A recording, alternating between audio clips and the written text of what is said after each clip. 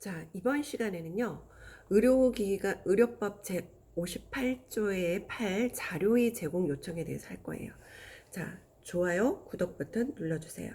자, 보건복지부 장관은요, 인증과 관련해서 필요한 경우는 관계 행정기관, 의료기관, 그리고 공공단체 등에 대하여 자료의 제공 및 협조를 요청할 수 있어요. 그래서 자료의 제공과 협조를 요청받은 자는 정당한 사유 없는 한 요청에 따라야 합니다. 그리고요, 58조 9에는요, 의료기관 인증의 취소법을 한번 보겠습니다. 보건복지부 장관은요, 다음 어느 하나에 해당하는 경우, 자, 어느 하나에 해당하는 경우 어떤 거냐? 거짓이나 부정한 방법으로 인증 또는 조건부 인증을 받은 경우, 또는 의료기관 개설 허가가 취소되거나 폐쇄 명령을 받은 경우, 의료기관의 종별 변경 등 인증 또는 조건부 인증의 전제나 근거가 되는 중대한 사실에 변경된 경우에 의료기관 인증 또는 조건부 인증을 취소할 수 있다고 그래요. 그래서 거짓이나 부정한 방법으로 인증 조건부 인증을 받은 경우 또는 개설 허가가 취소되거나 폐쇄 명령을 받은 경우는요, 인증 또는 조건부 인증을 취소하여야 한다라고 되어 있습니다. 그리고 인증이 취소된 의료기관은요, 인증 또는 조건부 인증이 취소된 날로부터 1년 이내에 인증 신청을 할 수 없어요. 그리고 시행규칙 제64조의 8에 뭐라고 되어 있느냐? 의료기관 인증서의 반납에 대해서 얘기하고 있습니다. 의료기관 인증 취소에 따라서 의료기관 인증 또는 조건부 인증이 취소된 의료기관의 장은 지체 없이 인증서를 인증 전담 기관의 장에게 반납하여야 한다라고 되어 있습니다.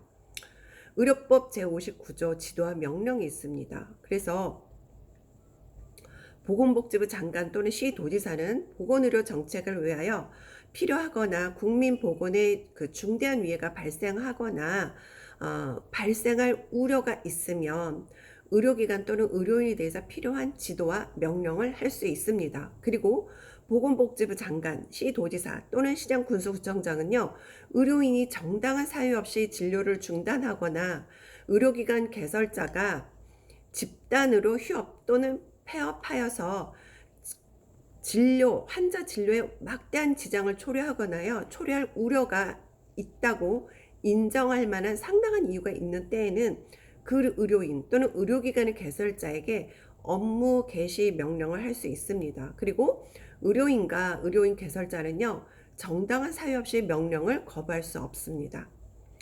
제60조 병상 수급 계획의 수립 등 제60조 사항을 보겠습니다. 보건복지부 장관은요, 병상의 합리적인 공급과 배치에 관한 기본 시책을 수립하여야 한다라고 되어 있어요. 그래서 시도지사는 기본 시책에 따라서 지역 실정을 고려하여 특별시, 광역시 또는 도 단위의 병상 수급 계획을 수립한 후 보건복지부 장관에게 제출하여야 한다.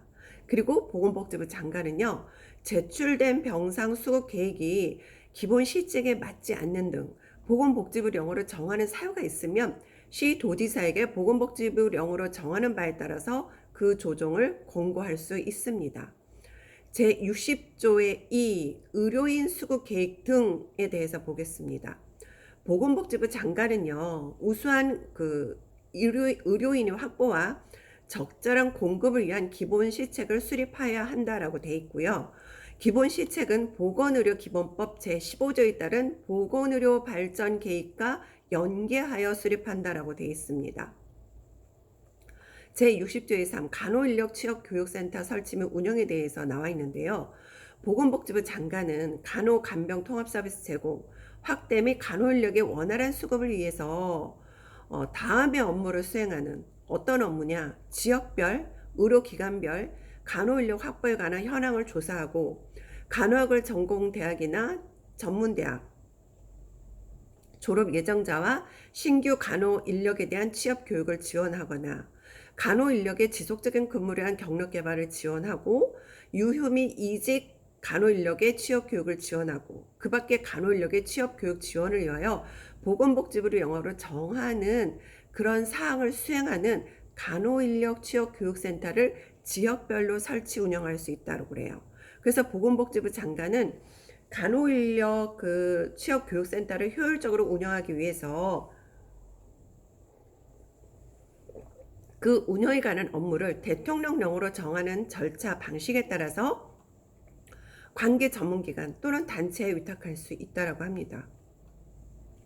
그리고 국가비 지방자치단체는 간호인력 취업교육센터의 운영에 관한 업무를 위탁한 경우는요, 그 운영에 드는 비용을 지원할 수 있어요. 그리고 그 밖에 간호인력 취업교육센터 운영 등에 필요한 사항은 보건복지부 령으로 정한다라고 되어 있습니다. 그 다음에 이제 의료법 제61조 보고와 업무 검사 등에 대해서 보겠습니다. 보고에 관한 사항은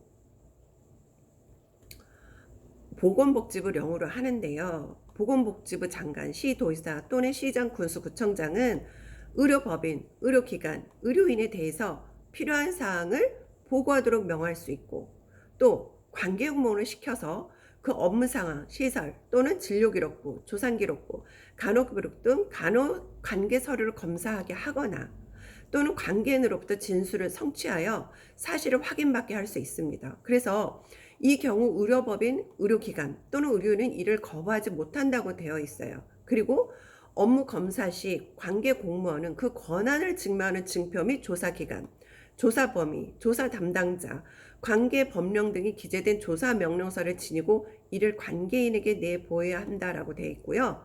보고 및 조사 명령서에 관한 사항은 보건복지부 령으로 정한다라고 되어 있습니다.